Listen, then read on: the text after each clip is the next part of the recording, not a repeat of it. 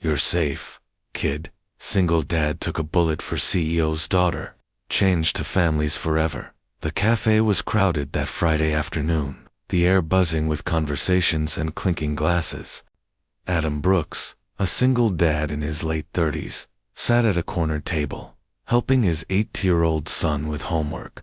His calloused hands and weary eyes told the story of a man who worked 2 jobs just to make ends meet. Across the room sat Claire Whitman, daughter of one of the most powerful CEOs in the city. With bodyguards posted at the door, she should have felt safe. But in that split second, safety vanished. The glass shattered. A masked man stormed in, gun raised, shouting for everyone to stay down. His eyes darted between the tables until they locked on Claire. "Your old man ruined me. She's coming with me," the man barked, dragging Claire by the arm.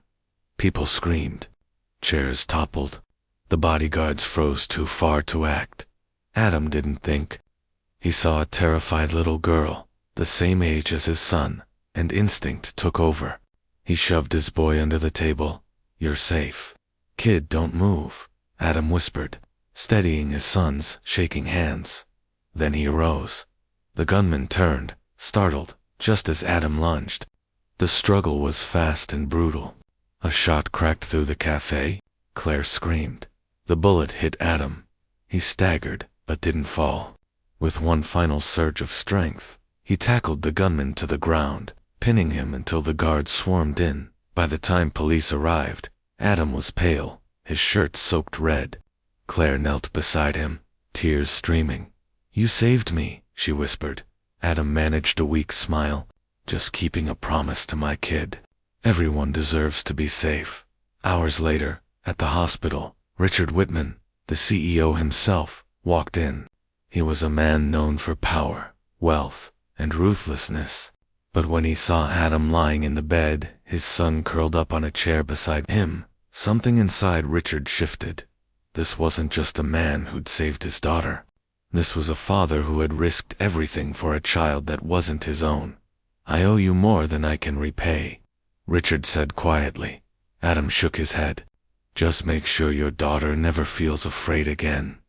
In the weeks that followed, 2 families that had lived in different worlds became intertwined.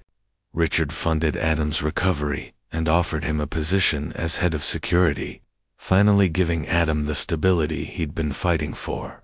Claire and Adam's son became inseparable, 2 kids who had witnessed fear but found family in its aftermath. And one evening, when Richard saw Adam teaching both children to ride bikes, laughter ringing in the air, he realized the bullet hadn't just changed his daughter's life.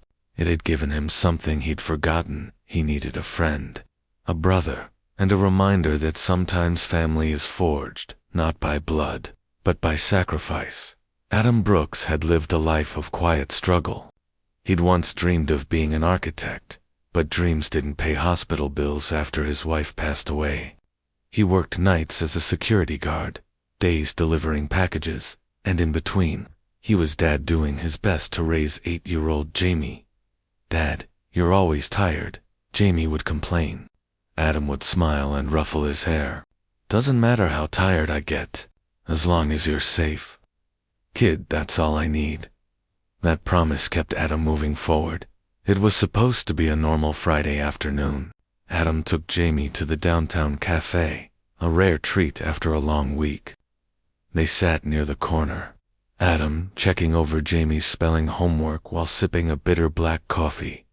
At another table sat Claire Whitman, 12 years old, daughter of Richard Whitman, CEO of Whitman Enterprises.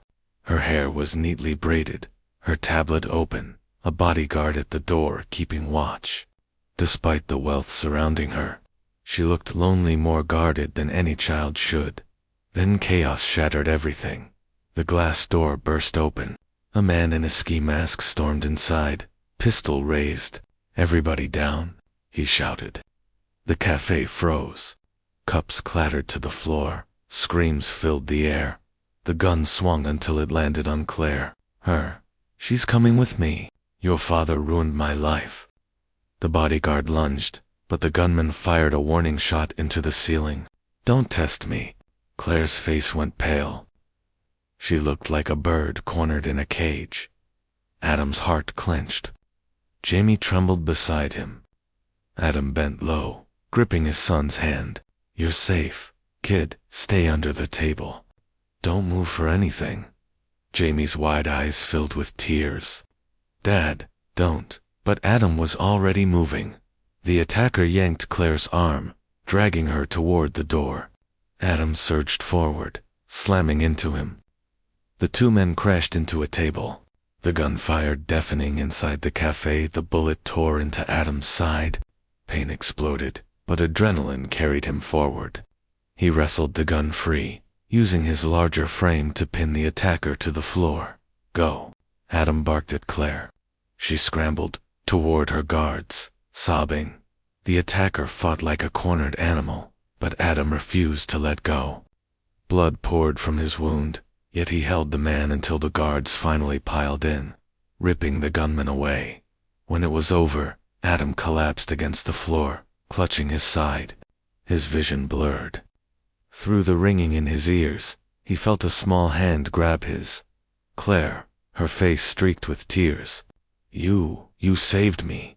Adam managed a smile. His voice came ragged but steady. "Just keeping a promise to my kid. Everyone deserves to be safe." Then everything went black. Adam woke in a hospital bed. His first sight was Jamie curled in a chair, fast asleep, holding his hand. His second sight made him sit up straighter, despite the pain.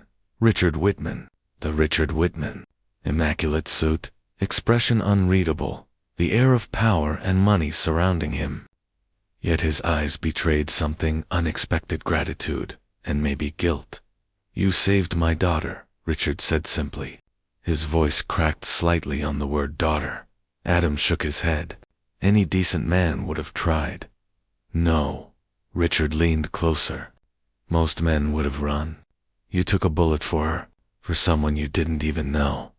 Adam's gaze shifted to Jamie. "I just wanted her to get back to her dad. Every kid deserves that." Something twisted in Richard's chest. He had provided Claire everything except time, except presence. And here was a stranger, a man with nothing, showing more fatherhood in a moment of crisis than Richard had in years of luxury. Over the weeks that followed, Adam recovered. Richard paid every hospital bill, no questions asked. But he didn't stop there. One day, Richard showed up at Adam's modest apartment. Claire was with him. She clutched a board game under her arm.